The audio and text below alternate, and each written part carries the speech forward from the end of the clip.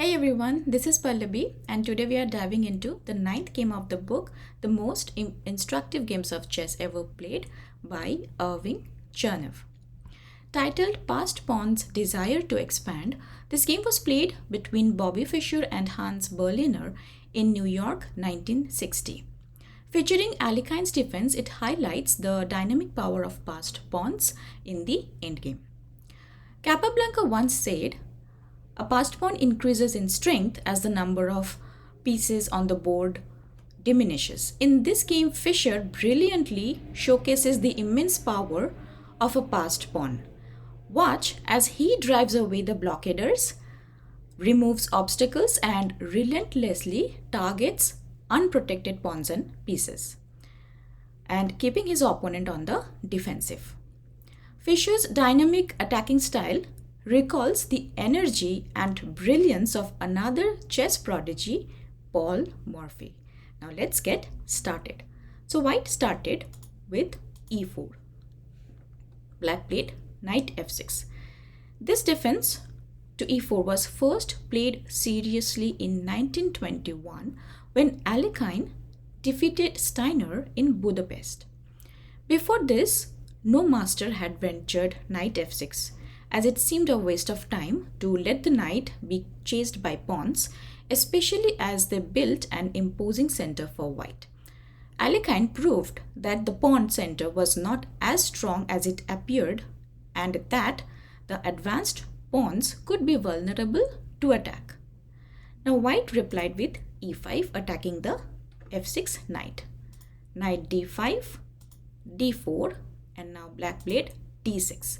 If instead knight c6, then c4, knight b6, d5, knight takes e5, and then c5, attacking the b6 knight, knight bc4, and f4 wins a knight. And instead of knight capturing e5, if black plays knight b4, then c5, knight c6 takes d5, and then a3, again white wins a knight. So black played d6, white replied with c4, then knight b6, e takes d6, c takes d6, knight c3, g6, and then bishop to d3. Now black played bishop g7, developing the bishop, knight g2. Preferable to knight f3, which allows an annoying pin by bishop to g4. So now black played knight c6, bishop e3, supporting the d4 pawn, kingside castle. White also played kingside castle. Now black played e5, a good move. This move is essential. Win or lose, black must claim a fair share of the center. d5, knight e7, and then b3 protects the c pawn, freeing the king's bishop from the defensive duty. Pieces shouldn't be tied to passive attacks. Now black played knight d7. White replied with knight e4, knight f5, bishop g5, attacking the queen, and then f6, bishop d2. Now g4 threatens to dislodge the d pawn's protector. The best response may be queen c7, and if b4, then b6 leaves black cramped but holding. But after bishop to d2, now black played knight c5. This solution backfires as white simply exchanges knights, creating a passed pawn. Knight takes c5, d takes c5, and now white played bishop takes f5. Allowing black the two bishops may be painful, but otherwise the knight, a perfect blockader, settles on d6, completely halting the passed pawn. So that's why white captured the knight. Bishop takes f5, and then white played another good move, f4. While e4 is unpromising, as white can win a pawn with knight g3. e takes f4. And now, yeah, let's go to the e4 variation once more. Knight g3, and then bishop d7, knight takes e4, f5, knight c3, voluntarily surrendering the center is unjustifiable. Black should reinforce with queen d6 instead and brace for the impending attack on e5. But black played e takes f4, knight takes f4, and then queen d6. Now white played a good move, knight h5, a sharp move that eliminates a bishop. Now black played rook a e8. Instead, if g takes h5, then rook takes f5, black's kingside pawn structure is shattered. If black tries to keep both bishops with bishop h8 instead, after knight h5, then white gains the advantage through knight g3, bishop d7, bishop f4 attacking the queen, queen e7, rook e1 again attacking the queen, queen g7, bishop d6 attacking the rook and the pawn on c5, and also supporting the e7 square for the rook, and then f5,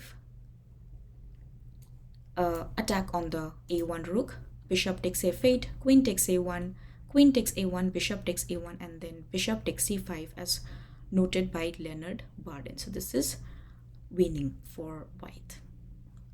So after knight h5, black played rook a e8, and then white played knight takes g7, king takes g7, bishop f4. White's pieces activate, the bishop joins the attack, and the passed pawn's blockader is driven away, clearing the path for its advance. Queen d7, queen d2 threatens bishop h6 check to win the exchange, while opening the file for the queen's rook. Now black played rook f7, bishop h6 check, king g8, rook a e1, rook f e7, rook takes e7, queen takes e7, and now white played h3. Surprisingly, this is a strong attacking move. Now black played queen e4. If instead of queen e4 had black played queen e2, then queen takes e2, rook takes e2, g4 attacking the bishop, bishop e4, and then rook takes f6, and black is faced with unavoidable checkmate on f8. So after queen e4, white played queen f2. Now white plays whites avoid playing g4. Why? Because immediately after g4, black can capture bishop takes g4, h takes g4, queen takes g4 check, and black can easily force a draw with perpetual check. In fact, if white tries to avoid the draw, there are several ways white could lose, such as if here white plays king h2, then rook e2 check, and if king h1, then also rook e2, and white must either give up the queen or be checkmated. And if instead of these moves white plays queen g2, then queen d4 check, and then king h2, queen h4 check, queen h3, and then rook e2 check, and black wins the queen. And after queen d4 check, if white goes with rook to f2, in that case rook e1 check, king h2, queen h4 check, queen h3, rook h1 check, king takes h1, queen takes h3 check, rook h2, and queen f1 checkmate. So, and after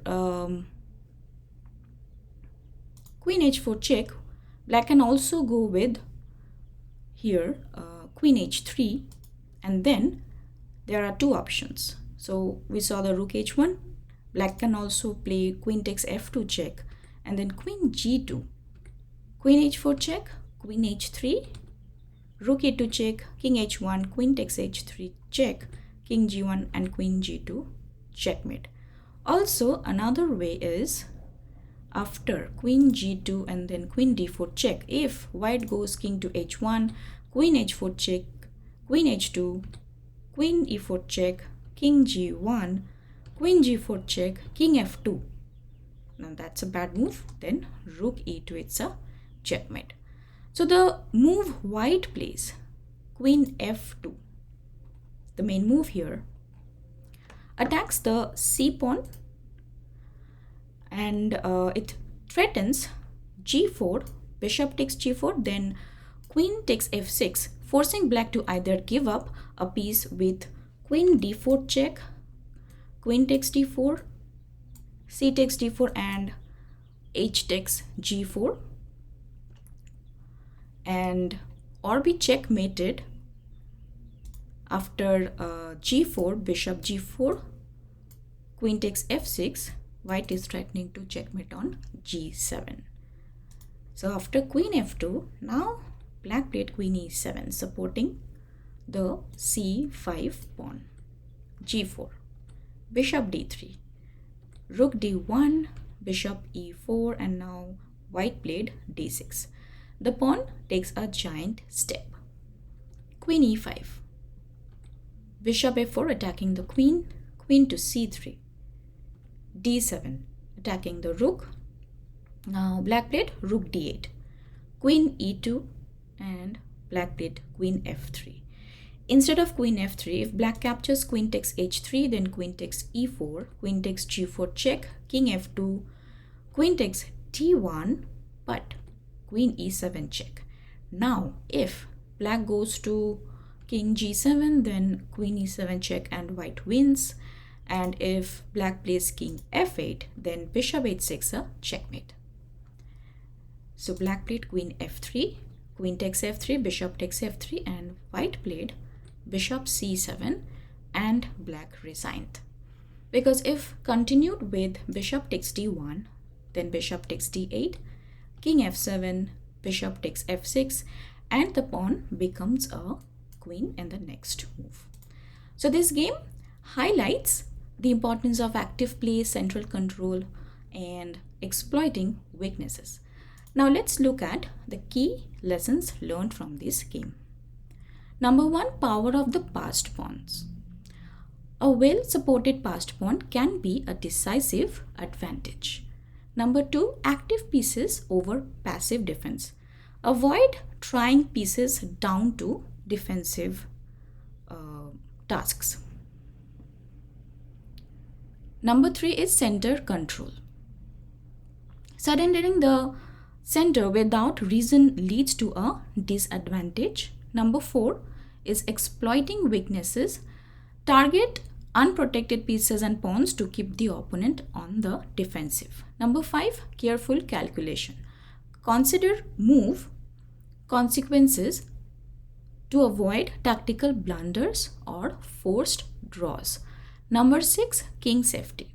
Ensure your king remains secure, especially when opening the position. Thank you for watching. I hope you learned something new from this game. Don't forget to like, comment, and share and subscribe to my channel to support the channel. See you in the next video. Thank you. Bye-bye.